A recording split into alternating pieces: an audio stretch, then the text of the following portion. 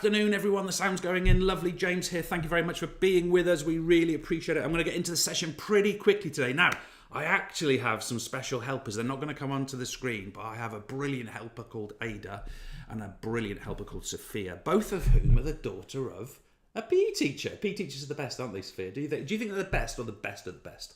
Best of the best. Best of the best, obviously. It goes without saying, doesn't it, really? We all know it. Good stuff. Now, this afternoon, folks, what we're going to work on is extending right now. I'm a little bit nervous about this session because, to be completely honest with you, I'm going to do something quite experimental. And I've been working on a new model of something recently. I'm going to sort of test it out on you guys a little bit this afternoon. Can I remind you that earlier in this particular series of webinars that we did a whole show on sort of exam skills, and we incorporated some of our planning documentation around extended writing into there. But this session, I'm going to try and look at how we sort of develop extended writing skills throughout a student's program study, not just that moment where we get the pen and look to write, but the whole experience. What does that look like? And that's my intention today. As always, can I please ask you kindly, politely, and honourably to give us a like on the YouTube video, but also to consider a subscription to the channel. We're doing really well on YouTube subscribers, and we really appreciate it. It gives us a little bit of a shufty and boost, so thank you very much for that.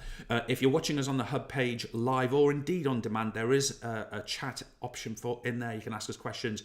We're going to have a section that I deliver to begin with right now. Little break for conversation, and then we'll finish strongly with a little section 2. We expect to be here for no more than half an hour. So with that in mind, I'm going to get my assistant, if she's able to click on that arrow button. Sophia, are you able to? I won't put you in. Click on that. Okay, folks, so as mentioned already, I'm going to sort of try and work with this slightly experimental or a model I'm working with at the moment that I think I'm going to sort of take a bit further at the right time and sort of publish a bit more widely. So to be completely honest with you, this is slightly experimental guinea pig sort of style here for me, so I hope you're okay with that, but hopefully there's something in it to it as well. Now, I want to make or emphasize a point here. I'm talking about supporting PE students throughout their program of study. That's important just to reference for the start point. We're not talking about necessarily one lesson of introduction, what we would tell them the night before the exam. We're not necessarily looking at what we'd tell them on the very first day. I'm thinking about what it is as the program of study that these guys are going to go over, presumably for, let's say, 2 years. And I've come up with this model. I think we should be following the model of P, P, W, R, the only little asterisk and caveat being that these initials may change to become some slightly prettier acronym or mnemonic at some point. Nevertheless, I'm going to recommend a PPWR model. And those P's, W's and R's are perform it, plan it, write it, review it. And remember, we are talking about across a whole program of study. So my belief, and I'm going to go through each of these stages quickly and then look at some applications. My belief is the following: that in order to, for example, evaluate or justify or analyze or compare, students need to perform that skill in the form of behaviours and lesson activities. So here it says students need to experience the skill that they're going to write with. For example, if students are expected to evaluate or justify, their lesson experiences needs to cause them to evaluate or justify.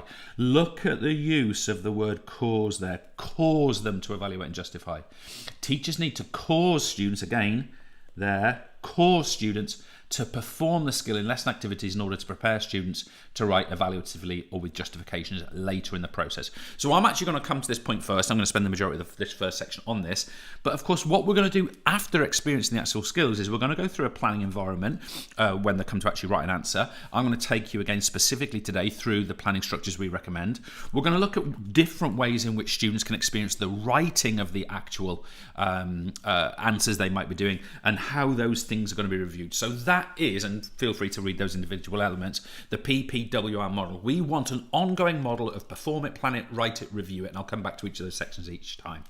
Now, I want to spend the first chunk of time on P number 1, on perform it. We thought for a long time to make this behave it, do it, but we went for perform it, and I'll explain why in a second. I'm just going to scroll you guys down, and I'm going to come to these two questions here.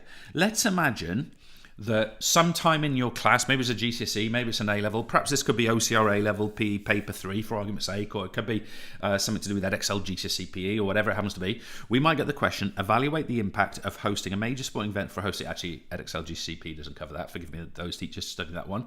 But I'm clearly looking at the possibility that I want students to perform this skill. On a different day, we might be looking at analyse the impact of lifelong physical activity on a person's health. I want the students to perform this skill. Now, we're not coming to the planning of a piece of writing yet. We're not coming to the writing. We're not coming to the reviewing of the writing. I'll come to that in due course. I'm talking about the lesson activity. If I was to be my most provocative, I am going to say that in a large number of classrooms up and down the land and other lands, perhaps, maybe just perhaps we're in a situation where the typical way a teacher might get across, evaluate and analyse skills is by showing them a slide, and let's say the top one, it has lots of positives and lots of negatives on that slide. And we say to students, here's the positives and the negatives. I am going to argue that that is not conducive to the student performing the skill of evaluation. Yes, they are receiving evaluative points or analytical points, say, but they're not performing it. So I'm going to give you a couple of examples of how we might change up that experience. So I'm going to take evaluate, as if we were doing this question, as our first experience. Now, I'm not going to go through an entire lesson plan, but I'm going to show you a series of things that I'm going to do. And I've got summaries of these, so don't worry too much about noting everything down. So what I'm going to do initially is I'm going to get my students in a group. I'm going to get my students in a circle. Now, I tend to do this standing, but obviously it depends on what your classroom is like. It depends how many kids you've got. I don't know how many students I've put in there, but I've put a bunch of students in a circle. Okay? Now, once I've done that, I am going to position myself, I don't know, here for argument's sake. There's me. I'm surrounded by my wonderful cherub-like students. And what I am going to do is I am going to equip every one of these students with a mini whiteboard and a mini whiteboard pen and maybe one of those little rubber things as well. So each of these students is going to have one of those things. Little whiteboard, little pen, little whiteboard eraser. And then what I'm going to do is I'm going to make a statement. Okay, so I'm going to make a statement. And that statement will be some derivative of this. Okay, but I've got to say it so the students will either agree or disagree. So I won't say to them, evaluate hosting a major event. I will say to them, hosting a major event is positive for a host city. That might be my statement. Hosting a major event is positive for a host city. And then I will repeat that statement. Hosting a major event is positive for a host city. And then what will happen is I will ask the students, and they must do one or the other, to either step in, let me do that in green actually, step in if they agree to the circle, and step out if they disagree. Step in if they agree, that was meant to be an arrowhead, step out if they disagree. So hopefully if we structured our statement correctly, we should get some bunch of students who step into the circle because they agree, and a bunch of students who step out of the circle because they disagree. Now, what I'm going to do next is, and I might end up with 1, 2, I might end up with, in the middle, 1, 2, 3, 4, 5, 6, 7, 8 students, and around the outside I might end up with 1, 2, 3, 4, 5, 6, 7, something like that. So a bunch have stepped in, a bunch have stepped out. Now, what I'm going to get them to do now is start to collaborate and start to report their answers as they see fit on that whiteboard. So first things first, I'm going to ask the students, note down the 3 main reasons you stepped in the direction you did. And the student might then start saying, okay, my phone's buzzing in the background, so sorry folks. Someone might say it's expensive. Someone might say employment's temporary. Someone might say disruption. They're the negatives, these people stepping out. But the people who stepped in will note down quietly a series of positives. And then what do we want to do? We want to get the reds together, the greens together, or it could be I get this person debating with this person and they sort of go backwards and forwards until they sort of figure that out. Now I can keep going and doing that, but also what I want to be doing is I want to have, I don't know if this is going to be drawn very well. In fact, it's almost certainly not going to be drawn very well. I want to have my little whiteboard on the side. This is sort of a whiteboard. I've put a sort of a mobile one here. And as students think a great point is being made, I want them to come and record it. A positive, a negative, a negative, a negative. And we are going to summarize all of the ideas that the students have in some kind of collective positive and negative on here. Now, compare that to how this is being produced and learned. Compare this, and obviously you can manage to make sure you get the right information on there. Compare this to this. One has been produced by the students, managed by us, and facilitated by our questions and prompts. The other one, I'm telling you what they are. Now, we also need, in an evaluation, for students to be able to take a particular side. So I'm going to take this lesson activity, let's call this 1A, and I'm going to take it to lesson activity 1B. And lesson activity 1B is now different. I'm going to get all of my students, I'm putting them in white this time. Here's all of my students, and I'll probably sit them down for this, and I'm going to line them up like this.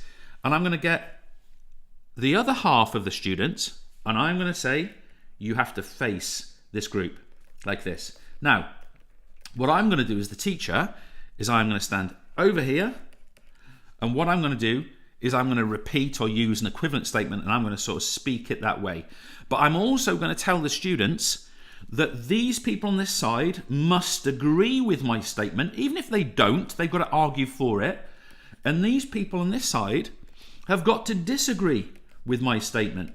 And what I can do from here is have these students using these arguments that we've collated, and then they can debate it backwards and forwards. Now, in my opinion, that is a far, far, far, far, far superior way of developing, let's say, of performing the evaluation skill than saying, here's the positives and negatives. Yes, we might do this as a revision and a summary, but in order to derive the performance of the skill, we need to perhaps do that this way. Now, I'm going to scroll down. I also want to think about this question here.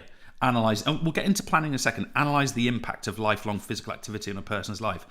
When we analyse, in most courses, there is an exception, OCR A-level, don't get me started. But anyway, in general, what we're talking about here is break apart and explain.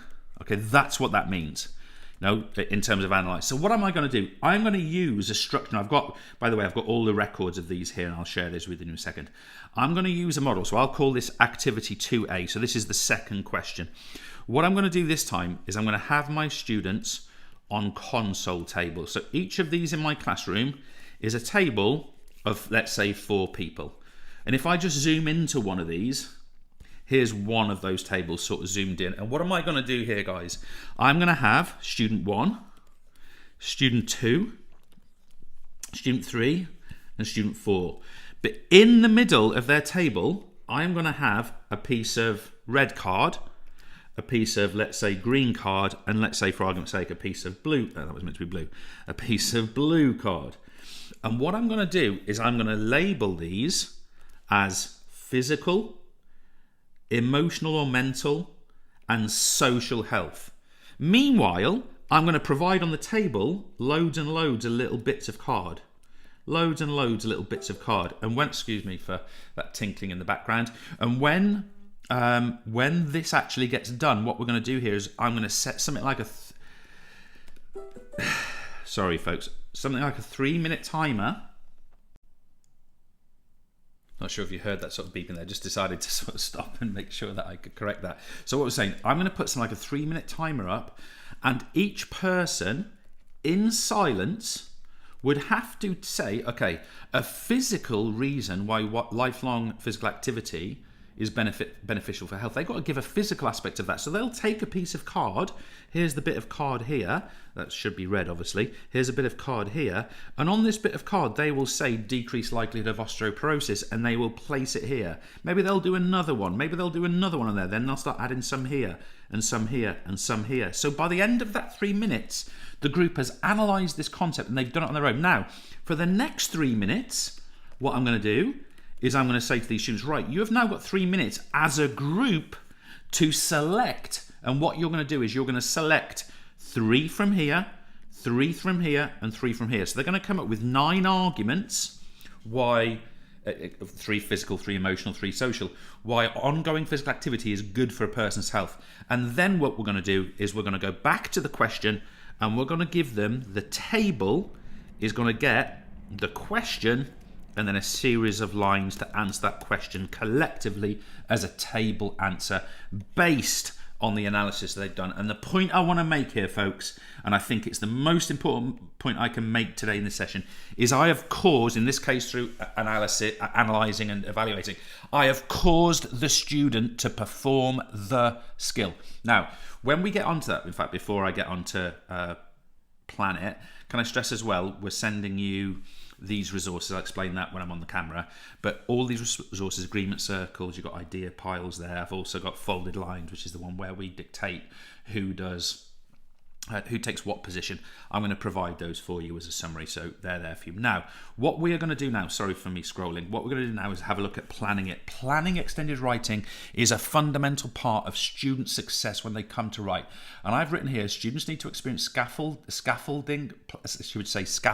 planning experiences for their extended writing. We strongly recommend that you utilise the Everlearner's extended writing frameworks to help your students plan their extended writing accurately. So I'm going to show you one of these frameworks, and can I remind you that for this phase 2, I have done entire blog posts and also in late 2023 webinars on these. Now I happen to have chosen 9-mark answering for AQA GCSE. We have these frameworks exactly and specifically for your course and for the extended writing structures that your guys need to do. So let me explain what a student would do here. Down on page 2, the student is actually going to put their question here. Okay, so let's say it was that analyse question. It was analyse health, physical, social and mental. So it's that analyse question. They stick it on there, right? Now what they're going to do is they're going to come up to here and they're going to say, right, this was an analyse question. The topic areas here, they're going to say physical health, they're going to say emotional health, and they're going to say social health, right? That's what they're going to be writing about. And if it's a practical scenario, they'll detail the practical scenario here. Maybe it's about a volleyball player or it's about a middle-aged person or whatever. Then what they're going to do for their physical health, they're going to bring this down to here and they are going to define the fact. What is physical health? They're going to state what it is. They might say a couple of facts or a couple of specific examples. They're going to do the same for emotional. They're going to do the same for social. Then what they're going to do is they're going to think about their scenario play. Let's say that mine was a volleyball player. They're going to start to think about what this person is. Are they aerobic or anaerobic? Well, they're more anaerobic. Are they strength or endurance? Well, more strength. Are they upper body, lower body? Well, both. But actually in volleyball, there's a huge amount of lower body work. Is it continuous or interval in nature? It's interval and so on. Is it open or close? Mostly open. Is it gross or fine? A bit of a blend, but I'm going to go gross. Is this person a novice or an expert? Well, they're an expert in my example. Are they extrovert or introvert? Extroverted. Is it commercialised, non-commercialised? In the UK, it's not that commercial. Is it representative? Well, no, it's not really. We get some good levels of female participation, but we don't get so much on with men. Is there a history of PEDs? Not to my knowledge. Mesomorphic, ectomorphic or endomorphic? We might say, well, ectomorphic is useful for volleyball because height makes a difference, right? So, in essence, what I've done there is I've thought about the example. Now, once I start write my answer, now what I can do is take my facts, take my persona, and now what I can do, folks, is of course I can start writing my answer. I start writing my answer. But as I'm writing my answer, I am coming here to the analyze section, and every time I use the words the reason for this, or because, or as a result, I'm tallying and tallying and tallying. Why? Because that is the language of analysing. I'm writing my answer, and every time I say because, I'm tallying. Every time I say as a result, I'm tallying, and so on. So the student thereby is producing their answer. They're getting their fact in. They're getting their application to their performer. They're performing the analysis or the analysing skill in this particular case. Now, this particular course requires a synoptic link, but I'm going to skip over that. And they get to the end of their answer, folks. They get to the end of their answer, and you'll see here we help them with a conclusion. Does it need a conclusion? Yes. What kind are you going to do? I'm going to provide a prediction for the future.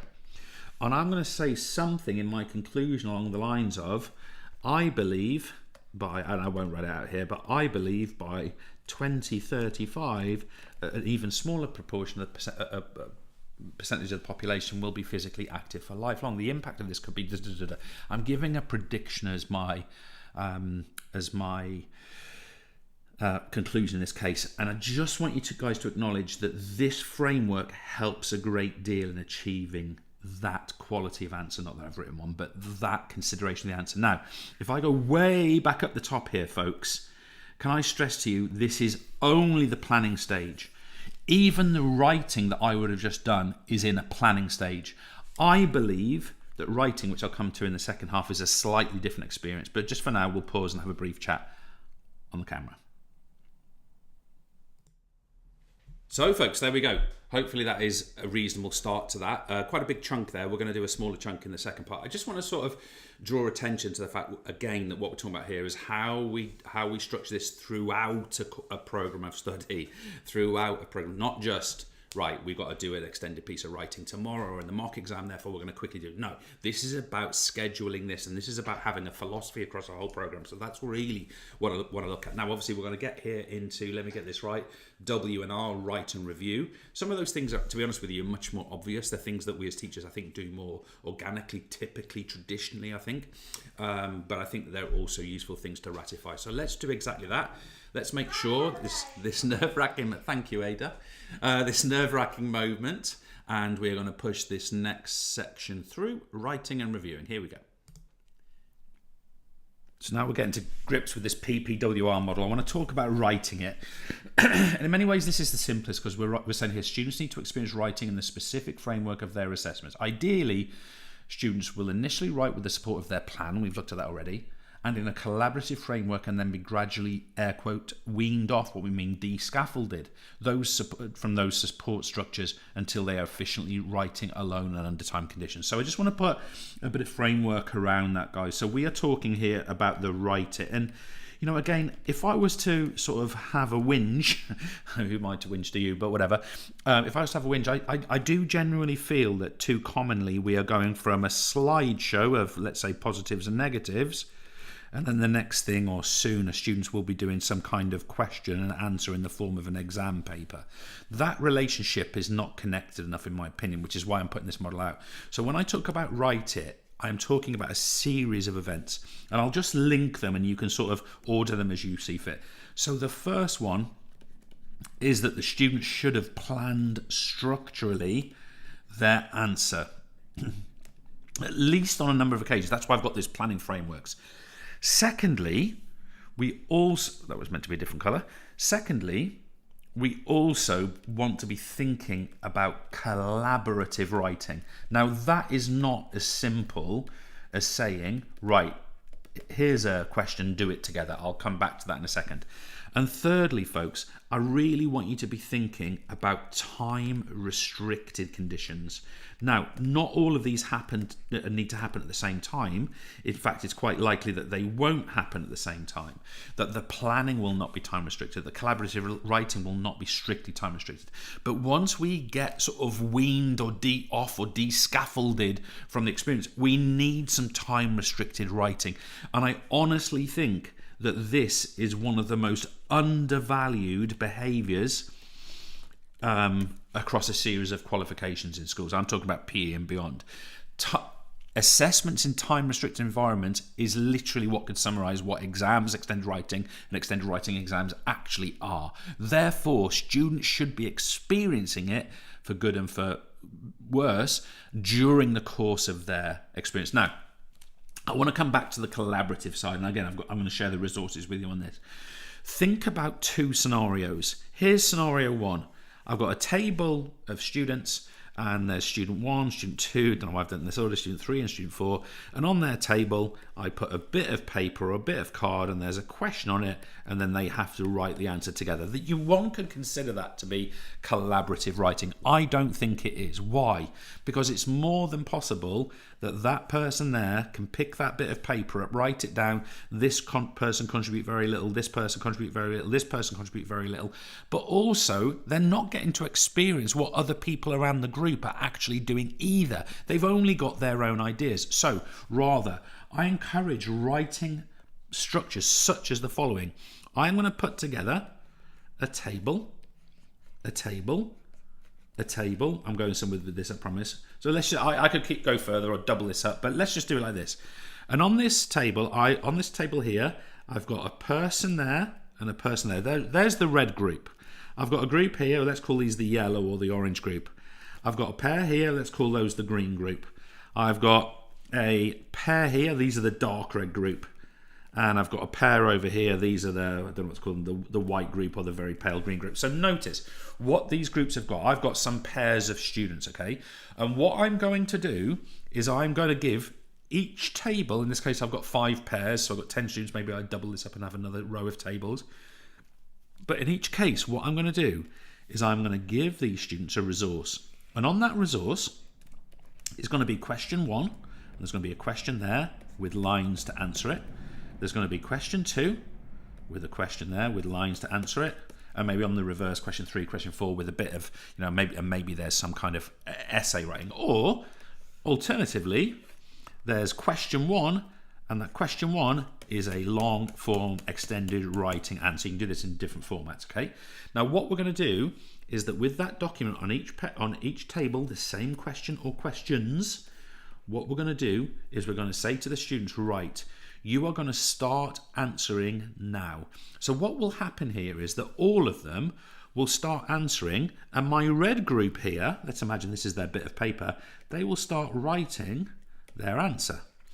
And after some period of time, let's call it 3 minutes for argument's sake, after 3 minutes, I'm going to call pass to the next table. And this table's going to pass to here, this table's going to pass to here, this table's going to pass to here, this table's going to pass to here, and this one will loop all the way around and pass to here, okay? So now, this document here is now on this table, and this table, who's sort of writing with the yellow pen, is now going to start taking it further, and we will carry on, and we will carry on, and we will carry on, and we will carry on. Now, we might finish that after sort of 15 minutes, say. Okay, 5 rotations of 3 minutes. We might finish after 15 minutes. At which point, you would have your piece of paper back. This piece of paper would have been all the way around and will now sit back here, and we will now mark that answer collaboratively. We will mark it together. We will mark it with some guidance from me from the front or something like that. And what the students are going to do is not only they're going to mark it, but they're also going to tally it to say, well, the reds, they got 3 of the marks. The yellows, they only got 1 of the marks. The greens, they got 4 of the marks. So it's also going to say, okay, where the marks have come from, and it's also going to highlight for us who picked up those marks. Also notice that this person here, maybe this is you, maybe this is one of you, your best student, your weakest student, your middle student, whatever, they have read the writing of every other person in that group. I don't know why I'm doing it like that. They don't know what that was. They have read the writing of every other person in the group. What does that mean? It means that they are being exposed to collaborative experiences and being exposed to the ideas of others. And this is something which can be so sorely lacking in so many classrooms, when many, many times the question we are truly asking a student or a pair of students or whatever is, give me the ideas you've got between your ears now. When we can be asking the question of, here's a question and here's a structure whereby you're going to be challenged by the question, but you're also going to be resourced by every other person in the room to have a go at understanding that question. Later on, we will come as a time restrict. Why can't that follow that? And that, in my opinion, is how we get students, not necessarily in that specific structure, there's loads of variations of that, but my point is, I'm not just folks, and I feel really strongly about this, I'm not just showing them some evaluative points, asking them to write, showing them some analytical data, asking them to write, showing them my justifications and asking them to write. No, they are performing it, planning it, writing it, and in a second we're going to come to review. In fact, let me come to review right now.